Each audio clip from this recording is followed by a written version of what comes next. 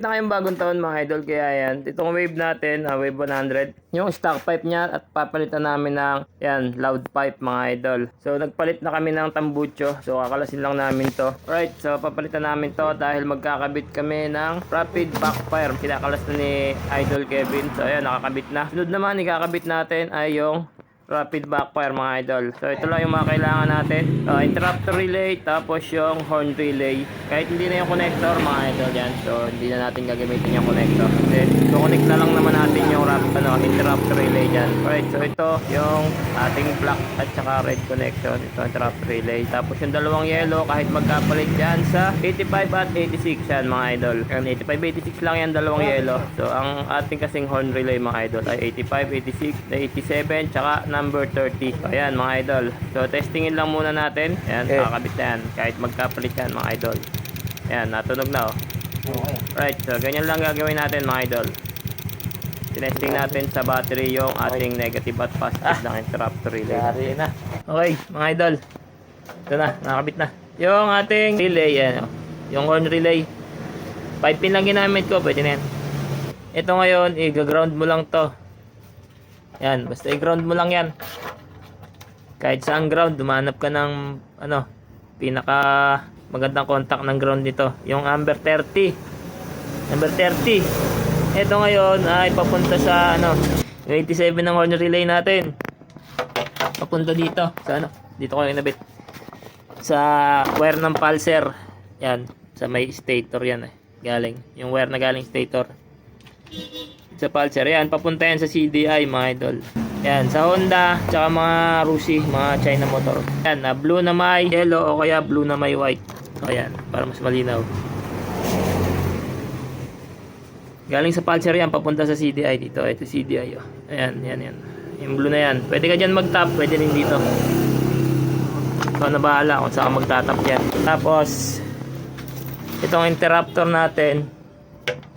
Ayan, yung positive negative. Itong positive sa accessory wire. Ayan, accessory wire. Hanap ka ng wire na pwede mo ma-access na galing sa susian. Basta yun, dalawang wire yun, di ba? Pula tsaka sa Kawasaki ay brown, sa Suzuki ay orange, tsaka sa Yamaha ay brown. O yun, sa Honda black, tsaka sa mga China black. O yun, hanapin mo lang yun. Yung accessory wire, doon ka mag-tap nitong red na to. Ayan, pwede mo rin lagyan ng on-off switch to para safe. Ikaw na bahala. Ako nirekta ko sa accessory wire, pansamantagal lang naman to. Tapos ang ginamit naming switch mga idol, itong horn switch. Ayan, tsaka tinap. Ayan, pampaingay lang naman ngayong bagong taon. Tapos yung input ng mga idol, ground. Ayan, dito ko gin-round. Nilagyan ko ng connector. Yan, papunta yan sa switch doon sa horn. Dito. Yan, papunta yan. Tapos yung output nun, ito. Papunta naman sa interrupter sa negative. Ayan mga idol. Alright, so yan. Yung output ng switch, papunta dito. Testing natin, Idol Kevin. Testing tayo. Ayan, pakinggan nyo na lang. Wala kasing yung transparent may ilaw. O yan. Testing naman tayo, panda rin natin. Okay, testing tayo. Try natin.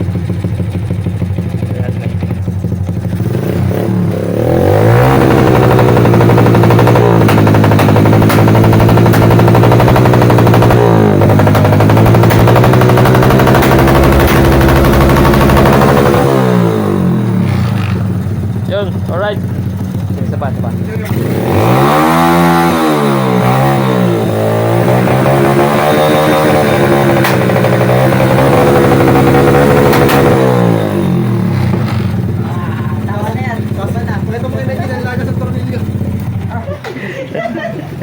Laglag sa kakamay ko. May washer yata, wala. Laglag yung apakan. Matakas ng vibrate. Alright. So kasi matches ayun lang mga idol. Gusto nyo maglagay ng rapid backfire. Ito na, yung wiring natin. Alright, peace out.